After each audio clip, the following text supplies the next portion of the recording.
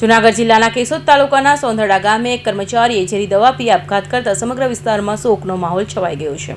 આ મામલે મૃતકના પરિવારજનોએ સુરતની હીરા કંપનીના માલિક પર સતત માનસિક ત્રાસ આપવાનો ગંભીર આક્ષેપ કરતા પોલીસે ગુનો નોંધી વધુ તપાસ શરૂ કરી છે। મળતી માહિતી મુજબ જૂનાગઢ જિલ્લાના કેશોદ તાલુકાના સોંદરડા ગામે મૃતક પ્રવીણભાઈ વાછાણી મૂળ માળિયા તાલુકાના જુથળ ગામના રહેવાસી હતા અને છેલ્લા ઘણા વર્ષોથી પરિવાર સાથે સુરત જિલ્લા કામરેજ તાલુકાના નનસાળ ગામે રહેતા હતા।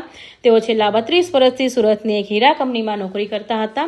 પરિવારના આક્ષેપ મુજબ કંપનીના માલિક વરુણભાઈ બાબુભાઈ લાખાણી દ્વારા પ્રવીણભાઈને સતત માનસિક ત્રાસ આપવામાં આવતો હતો। તેમના પર પાવડર સહિત અન્ય સામાનની ચોરીના ખોટા આક્ષેપ કરવામાં આવતા હતા તેમજ નોકરીમાંથી કાઢી મૂકવાની અને સમાજમાં બદનામ કરવાની ધમકીઓ પણ આપવામાં આવતી હોવાનું પરિવારજનોએ જણાવ્યું હતું। મૃતકના પરિવારજનોએ જવાબદારો સામે કડક કાનૂની કાર્યવાહી કરવામાં આવે અને તેમને ન્યાય મળે તેવી માંગ ઉઠાવી છે। પોલીસે હાલ તમામ પાસાઓને ધ્યાનમાં રાખી ઘટનાની તપાસ કરી રહી છે।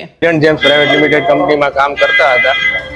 એમના ઓનર દ્વારા એમને ચોરીનો ખોટો આક્ષેપ નાખેલ હતો, જેથી છેલ્લા 10 દિવસથી મારા ફાધર ડિપ્રેશનમાં હતા અને એમને ત્યાં વસરામભાઈ નાવડિયા કરીને ત્યાં એમ્પ્લોય છે, એમના થ્રુ વરુણભાઈ એમને કહેતા હતા અને એમને ફોન કરીને આ રીતના ટોર્ચરિંગ કરતા હતા, જેથી મારા ફાધરે અત્યારે આપઘાત કરી લીધો છે દવા પીને અને મને ન્યાય જોઈએ છે। આ સતત ચાલતા માનસિક ત્રાસથી કંટાળી પ્રવીણભાઈએ કેશોદ તાલુકાના સોંદરડા ગામે તેમના સસરાની વાડીએ ઝેરી દવા પી લીધી હતી।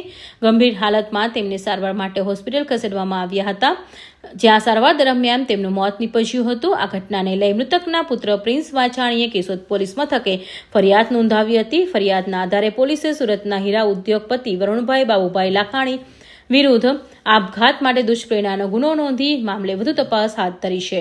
કૌશિક પટેલનો report, Hind TV news, Surat.